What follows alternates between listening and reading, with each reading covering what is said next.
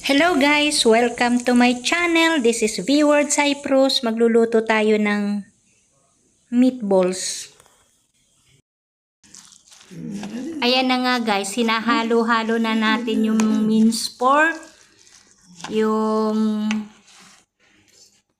lahat ng ingredients guys, parsley, minced pork, nilagyan na natin ng salt, nilagyan natin ng pepper, pero hindi nakita dyan. Tapos yung parsley nga, yung carrots, lahat guys shredded yan. Pero yung shredded potato guys, kailangan i-remove mo yung pinaka-juice. Nilagyan din pala namin dyan ng breadcrumb, tapos dinagdagan ni Lola ng yung tinapay.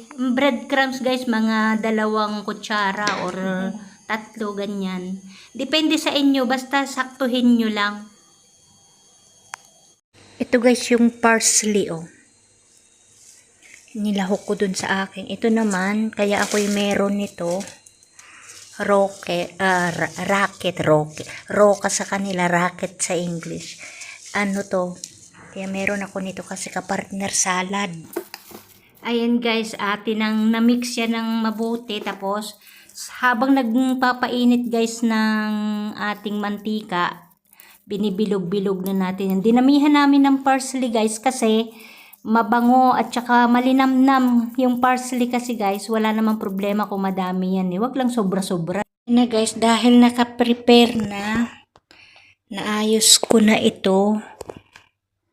Ito naman ang next. Papainit tayo ng apoy, ay ng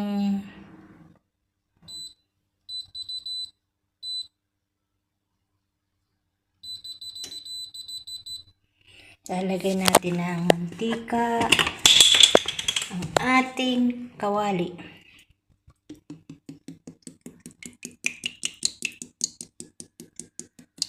Ayan. Palulutangin natin ang ating, tinatawag nila dito ko keftedes guys, keftedes. Meatballs. Dahil naka-prepare na ang ating mantika, paiinitin. Naka-prepare na din yung lalagyan. Ready to cook. Medyo mainit na. Try nga natin ng isa. Pwede na.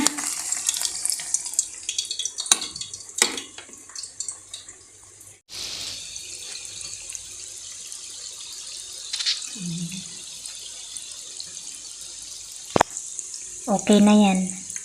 Wait nating maging brown.